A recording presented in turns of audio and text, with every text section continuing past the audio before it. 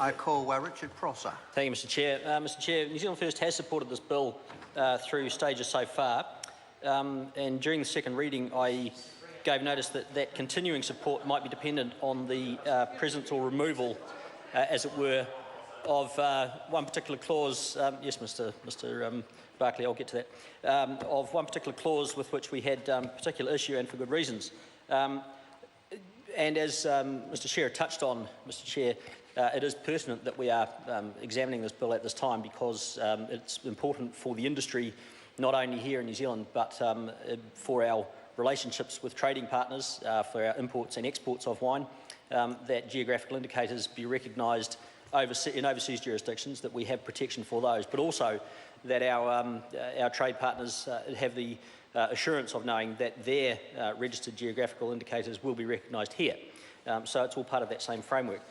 In that light, Mr Chair, looking at the supplementary order paper from the Minister, it is, as he says in his explanatory note, it corrects an oversight.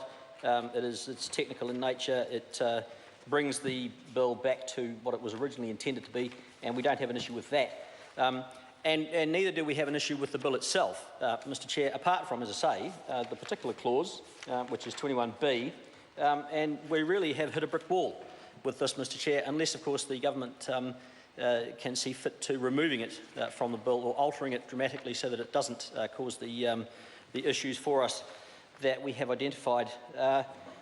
In the report from the Select Committee, of which I'm a member, very happily so, Mr Chair, the committee says the bill as introduced provides that the registrar must not register a geographical indication of its use, or if its use or registration is deemed offensive to a significant section of the community, including Māori.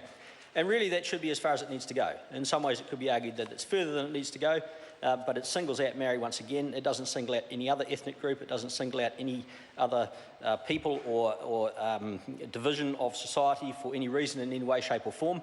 But that seems to be the politically correct way that the National Party is evolving, Mr Chair, and that is the clause with which we have a problem.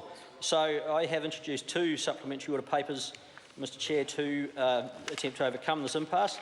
The first is number 246, and it's quite simple. It simply calls for the deletion of clause 21B altogether, and that will do away with that problem, because the further reference then to the function of the Māori Advisory Committee established under the Trademarks Act 2002 to advise the registrar whether the proposed use or registration of a geographical indication is likely to be offensive to Māori simply goes away.